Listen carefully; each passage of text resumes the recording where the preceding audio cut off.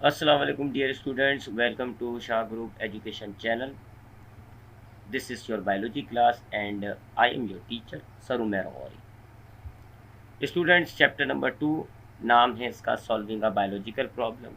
आज की क्लास में इस चैप्टर का जो हमें टॉपिक देखना है वो हमने ये समझना है कि थ्योरी, लॉ एंड प्रिंसिपल क्या होता है।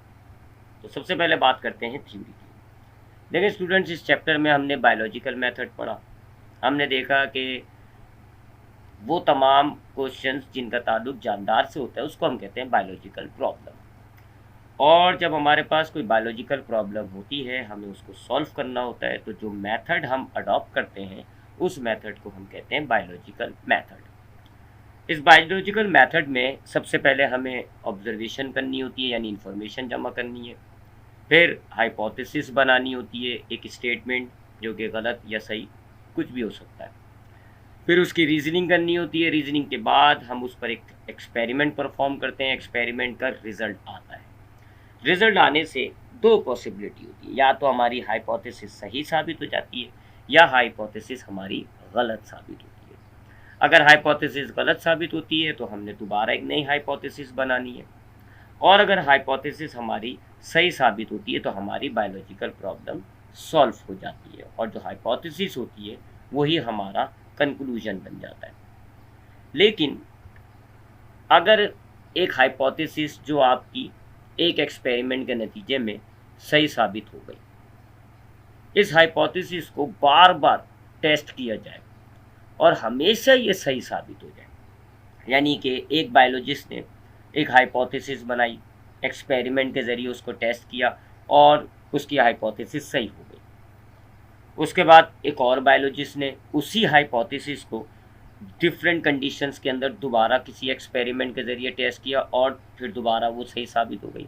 इस तरह बायोलॉजिस्ट एक ही हाइपोथेसिस को बार बार टेस्ट करते हैं, अलग कंडीशंस में, अलग एक्सपेरिमेंट के नतीजे में, अलग एक्सपेरिमेंट के ज़रिए।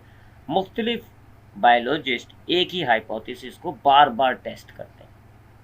कभी कंडीशंस डिफरेंट कर देते हैं, कभी एक्सपेरिमेंट को डिफरेंट कर देते हैं। डिफरेंट एक्सपेरिमेंट्स के ज़रिए एक हाइपोथेसिस को बार बार टेस्ट किया जाता है। अब अगर एक हाइपोथेसिस बार बार टेस्ट हो रही है under different conditions by different experiments, और हर बार वो हाइपोथेसिस सही साबित हो रही है, तो अब ये हाइपोथेसिस स्ट्रॉन्ग हो जाती है। अब ये हाइपोथेसिस क्या हो गई, और ज़्यादा मजबूत हो गई ना। भाई एक बंदा कह रहा है, उस बात को आप इतनी अहमियत नहीं देंगे, लेकिन वही बात अगर 10 बंदे कह रहे हो तो फिर अब आप उस बात पर अहमियत, उस बात को अहमियत देंगे। तो अगर एक हाइपोथेसिस बार बार टेस्ट की जाए और हर बार वो रिजेक्ट ना हो बल्कि सही साबित हो रही हो, तो अब इस हाइपोथेसिस को हम थ्योरी का दर्जा दे देते हैं। अब ये हाइपोथेसिस नहीं कहलाती, अब ये थ्योरी कहलाती है।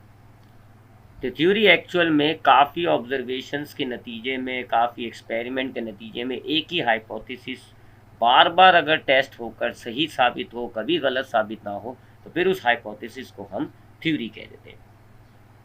इसकी मिसाल ऐसे ले लें कि जी एक बंदे ने आपको एक बात बोली, आपको एक बंदे ने बोला जी 3 तारीख को छुट्टी है। ठीक है, हो सकता है वो सही कह रहा हो, बट आप यकीन नहीं करेंगे। फिर दूसरा बंदा भी आके बोले 3 तारीख को छुट्टी हो, आप फिर भी यकीन नहीं करेंगे। लेकिन अगर 8-10 बंदे आके सेम बात रिपीट करें कि जी 3 तारीख को छुट्टी है, तो अब आप इस बात को मानेंगे, अथेंटिक कहेंगे। हुआ क्या, वही एक ही बात बार बार जब आपके सामने आई, हर बार एक ही बात थी, तो फिर आपने उस पर यकीन कर लिया। बिल्कुल ऐसा ही है। हाइपोथेसिस बार बार टेस्ट हो और कभी गलत नहीं हो रही हो, हर बार हर टेस्ट में, हर एक्सपेरिमेंट में वो सही साबित हो रही हो, तो now it will become a theory. तो theory unifies many repeated observations and data collected from different experiments. मिसाल के तौर पे theory of evolution, Charles Darwin ने एक थ्योरी बनाई थी, उसको हम कहते हैं थ्योरी ऑफ एवोल्यूशन। इस थ्योरी को कई साइंटिस्ट ने बार बार अलग कंडीशन में डिफरेंट एक्सपेरिमेंट्स के जरिए टेस्ट किया है। हर बार ये थ्योरी सही साबित हुई, तो लिहाजा आपने इसको थ्योरी का दर्जा दे दिया। वैसे ये शुरू में हाइपोथेसिस होगी, जब डार्विन ने बनाई होगी हाइपोथेसिस थी, फिर बार बार जब उसको टेस्ट किया गया, सही साबित हुई, तो फिर ये थ्योरी आ गई, थ्योरी बन गई, और अब इसको हम कहते हैं थ्योरी ऑफ एवोल्यूशन। तो ये होती है थ्योरी। एक हाइपोथेसिस को डिफरेंट एक्सपेरिमेंट्स के ज़रिए अलग अलग कंडीशंस में बार बार टेस्ट करने के बाद भी देखा जाए कि वो सही है, तो फिर हम उस हाइपोथेसिस को थ्योरी कह देते हैं। थ्योरी के बाद एक और दर्जा होता है, एक और लेवल होता है, जिसको हम कहते हैं लॉ या फिर प्रिंसिपल। लॉ या प्रिंसिपल, ठीक है ना, आपने फिजिक्स में सुना होगा law, Newton's law, law of gravitation, तो वो लॉ, उसको लॉ भी कहते हैं, प्रिंसिपल भी कहते हैं। अब जो थ्योरी है, फिर साइंटिस्ट उस थ्योरी का भी पीछा नहीं छोड़ते, साइंटिस्ट उस थ्योरी को भी बार बार टेस्ट करते रहते हैं, और अच्छे खासे टाइम पीरियड में उस थ्योरी को बार बार टेस्ट करने के बाद वो फर्दर सही साबित हो रही हो, तो फिर वो और ज़्यादा स्ट्रॉन्ग हो जाती है, और फिर वो बन जाती है लॉ या प्रिंसिपल।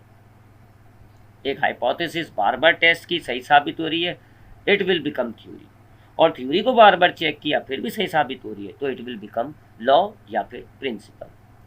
साइंटिफिक लॉ जो है, a scientific law is a uniform और constant fact of nature. It is, इसको अगर हम दूसरी टर्म्स में बोले तो इररिफ्यूटेबल थ्योरी, ये एक ऐसी थ्योरी बन जाती है जिसको आप रिफ्यूज ही नहीं कर सकते बस अब, ठीक है। कई बार टेस्ट होने वाली थ्योरी लॉ बन जाएगी या प्रिंसिपल बन जाएगा, और फिर ये इररिफ्यूटेबल हो जाती है। अब इसको कोई इसको रिजेक्ट नहीं कर सकता, कोई इसको इनकार नहीं कर सकता, कोई इसको रिफ्यूज नहीं कर सकता। तो अ scientific law is a uniform and constant fact of nature. Nature का एक यूनिफॉर्म या कांस्टेंट फैक्ट होता है, जिसको इररिफ्यूटेबल थ्योरी भी कह सकते हैं।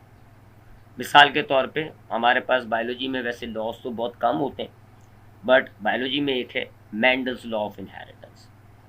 ग्रिगोर जॉन मेंडल थे, उन्होंने जेनेटिक्स पर 3 लॉ बनाए थे। उनके लॉज को हम कहते हैं लॉज ऑफ इनहेरिटेंस। शुरू में ये थ्योरीज थी, बार बार 300-400 साल इनको लगातार मुख्तलिफ नेचर में मुख्तलिफ कंडीशन में टेस्ट करते गए, हर बार ये कभी रिजेक्ट ही नहीं हुई, कई बार 300-400 साल तक ये रिजेक्ट ही नहीं हुई है, तो now it will become a law. So Mendel's law of inheritance is the example of law और प्रिंसिपल। तो ये हमें आज की क्लास में देखना था, दो चीज़ें, थ्योरी क्या होती है और लॉ क्या होती है। हाइपोथेसिस बार बार चेक हो, सही साबित हो जाए तो थ्योरी बन जाती है, और थ्योरी को फर्दर टेस्ट करने के बाद इररिफ्यूटेबल बना दिया जाए तो उसको फिर हम लॉ या प्रिंसिपल कहते हैं। Thank you for the watching. इंशाल्लाह नेक्स्ट क्लास में मुलाकात होगी इस चैप्टर के एमसीक्यूज के साथ। ख्याल रखिएगा अपना। अल्लाह हाफिज़।